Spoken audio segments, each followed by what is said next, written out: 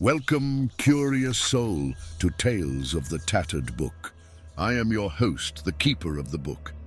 With each passing moment, new horrors appear on these weathered pages, yearning to be told. As I open this arcane tome, remember, knowledge comes at a price, and some truths are better left unspoken. Tonight, we dive deep into the abyss of the human psyche and the cosmic terrors that lurk beneath the waves. In Thalassophobia, we'll discover that the darkest depths aren't just in the ocean, but in our collective unconscious. Steel yourself, dear listener, for once you hear this tale, you too may feel the call of the depths.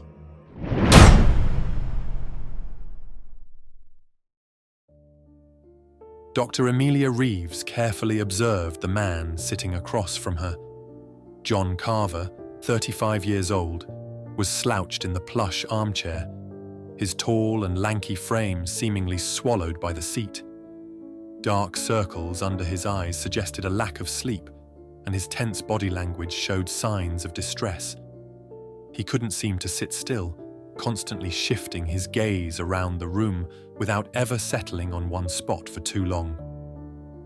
His hands shook slightly in his lap, and he had a noticeable twitch in his left eye. Dr. Reeves glanced down at the file open on her desk, detailing a concerning list of symptoms: unexplained blackouts, significant gaps in memory, and recurring nightmares involving drowning in an endless sea of darkness. Her recent notes highlighted John's claims of experiencing hallucinations and hearing voices that shouldn't exist. John, She began, her voice calm and measured. why don't you tell me about your most recent episode? John's hands clenched the armrests of the chair, his knuckles paling. He took a shuddering breath before speaking. I was grocery shopping, just picking up some things for dinner. Then I heard it again, Doc, the sound of the water. It was like being submerged, hearing everything muffled and distorted. I looked around, but there was no water near me. Then I woke up, hours later, soaking wet in my own tub with no memory of how I got there. His voice cracked on the last few words. Dr. Reeves nodded slowly, her gaze steady on John's face. As a trauma specialist, she was familiar with cases like his, but his situation was puzzling. And how long did the memory gap last this time? 5 hours. He replied, his voice shaking. 5 hours of my life. They are gone. And the nightmares, John? Have they gotten worse? Almost every night, I'm in the middle of the ocean, alone. I'm sinking into darkness. I can't breathe. And there's something down there, something massive, waiting. Something massive. She echoed, her fingers tracing the edge of her notepad. Can you describe it? Is it something you recognize, or is it more of a feeling? I can't see it, but I can feel it. It's not just physical. It's like a presence, a consciousness. I know it's watching me, waiting for me. Dr. Reeves observed him closely before making another question. John, we've been working together for months now, and I think it's time we tried something different. Have you ever considered hypnosis? Hypnosis? I don't know. Is it safe? Perfectly safe. It might help us access the memories you've been unable to recall, perhaps even the root of these nightmares. John hesitated, then nodded. Okay, let's try it. Dr. Reeves stood and moved over to John, dimming the room's lights and acquiring a small pendulum from her desk drawer. She reassured him again. Remember, John, you're safe here. You're in control. She dangled the pendulum in front of him, capturing his attention. Focus on the pendulum. Observe its rhythmic movements. Feel your body starting to unwind. John's eyes followed the pendulum's steady rhythm as it moved back and forth, back and forth, back and forth. Gradually, his eyelids grew heavy. His breathing evened out. Good. Now I want you to visualize yourself standing on a beach. The sun is warm on your skin. Can you describe what you see? A smile spread across John's face as he relaxed further. It's beautiful. The water's so clear. I'm on a boat. A yacht. It's my father's.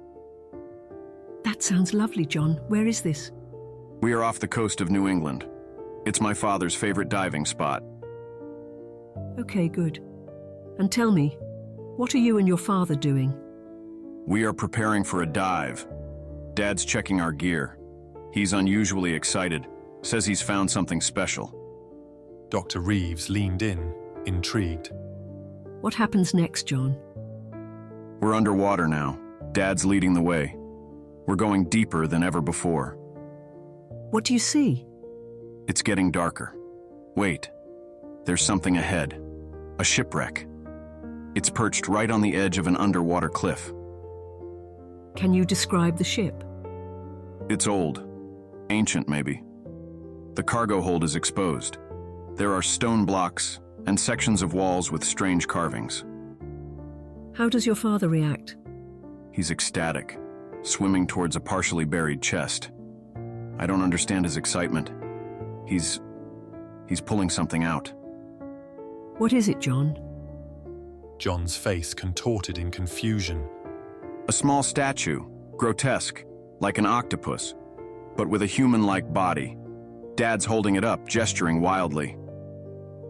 Although Dr. Reeves tried to maintain a calm tone, her expression showed her concerns. Okay, John. Remember you are in control. Let's continue. What happens next? What is he doing? He's taking off his mask. He's trying to speak, but I can't hear him. The sound's coming from his mouth. They're not words.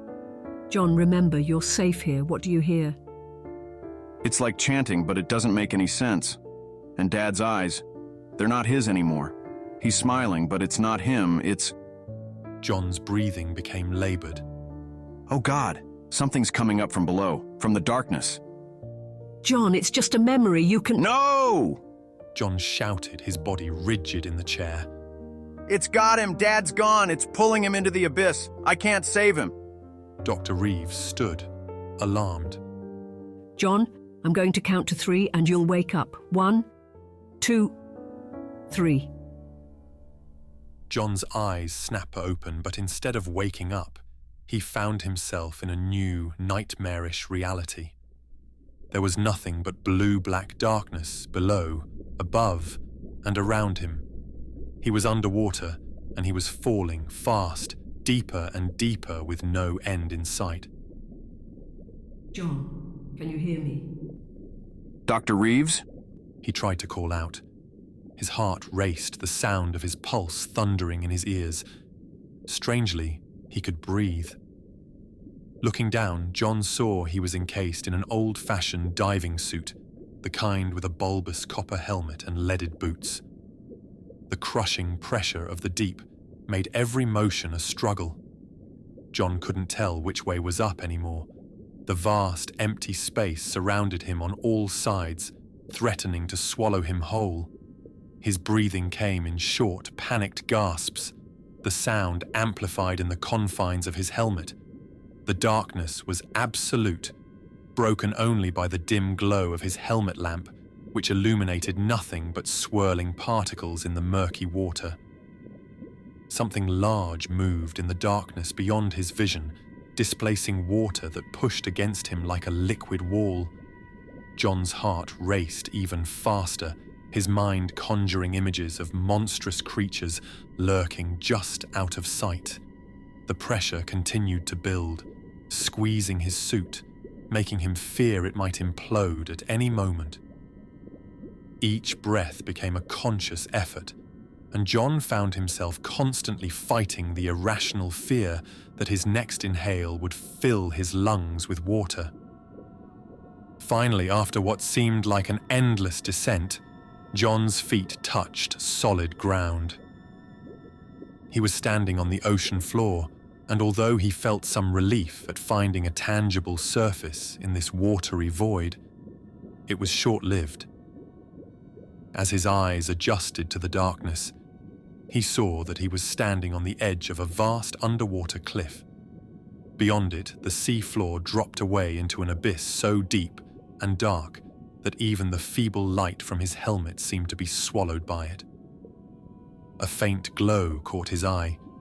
In the distance, a dim, greenish light pulsed rhythmically. John hesitated, every instinct screaming at him to turn back. But where? The surface was an unknowable distance above, and the darkness pressed in from all sides. With no other point of reference, John began to trudge towards it, each step a monumental effort against the water's resistance and the weight of his suit. As he neared the glowing source, the beams from his helmet light exposed a pathway on the seafloor. The ancient stone steps were encrusted with algae and barnacles, leading down into the dark chasm below. John had no other option but to start descending the stairs. John, if you can hear me, squeeze your right hand. John descended the winding stairs, each step illuminated by an eerie green glow that seemed to emanate from within the stone. As he reached the bottom, his heavy boots caused small crustaceans of fantastical shapes and colors to scurry away from him. But it was what lay ahead that made his blood run cold. A massive temple, its architecture defying all logic with impossible angles and intricate carvings. Every inch of the walls was adorned with grotesque depictions of fishmen and monstrous cephalopods, but one figure stood out above all, an abomination, taller than the rest of the figures, with a writhing mass of tentacles where a head should be, bat-like wings unfurled behind it, and 6 glowing eyes arranged in a vertical line down what could be called its face. This can't be real. John muttered to himself, the sound strange and muffled inside his helmet. It's just a dream. It has to be. Yes, I need an ambulance immediately. My patient is unresponsive. The temple's entrance led John into a vast, circular chamber. In the center of it stood a colossal statue, towering above him. It was a larger version of his father's discovery, but seeing it at this scale made it infinitely more terrifying. The creature's body was covered in scales that seemed to shift and move in the dim light. Its hands ended in razor-sharp claws that looked capable of rending steel. Massive, leathery wings stretched out from its back, creating shadows that danced ominously on the chamber walls. But it was the being's face that truly paralyzed John with fear. A mass of writhing tentacles surrounded those 6 haunting eyes, which seemed to follow his every move. As John stared at the statue, he felt a strange sense of recognition, not just from the memory of his father's discovery, but from something deeper, more primal.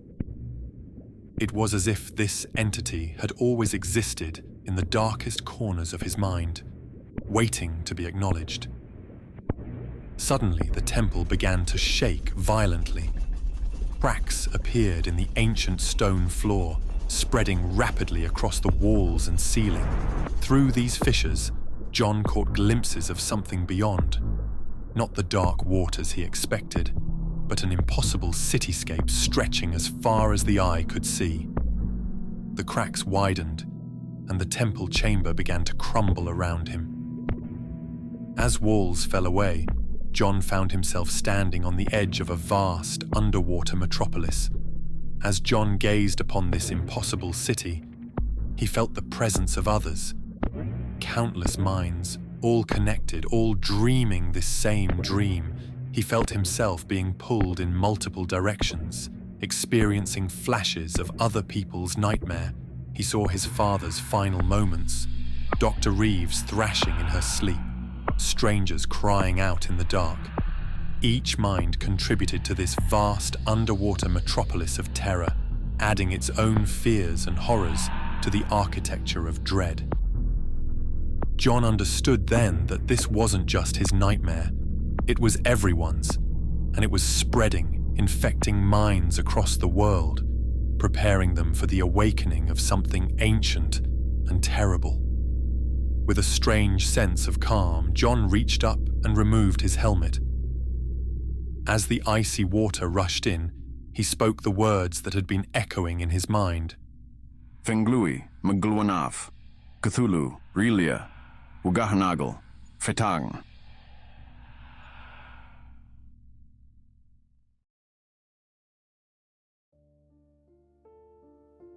Suddenly, John gasped, his eyes flying open in Dr. Reeves's office. The paramedics stepped back, startled. John? Dr. Reeves leaned forward, her face pale. What happened? What did you see? John's intense gaze locked onto hers, filled with a terrible understanding. We're all connected, He uttered, his voice strained. Dr. Reeves went to reply, but John stopped her. You've felt it too, haven't you? His intense stare bore into her soul. The dreams, the memory lapses. It's not just me, is it? We're both being drawn towards something deeper.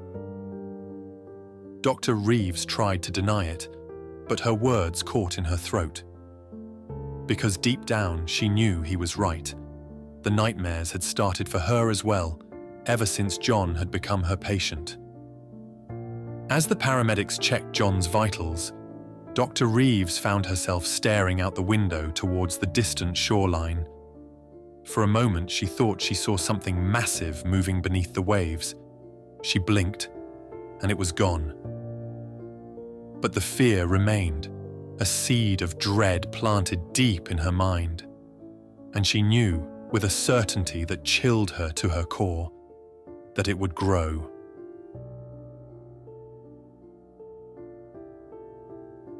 Three months later, Dr. Samantha Cole carefully observed the woman sitting across from her. Emilia Reeves, 42 years old, was slouched in the plush armchair, her petite frame seemingly swallowed by the seat. Dark circles under her eyes suggested a lack of sleep, and her tense body language showed signs of distress. She couldn't seem to sit still, constantly shifting her gaze around the room without ever settling on one spot for too long. Her hands shook slightly in her lap, and she had a noticeable twitch in her left eye. So, Emilia, Samantha began. tell me about these nightmares you've been having.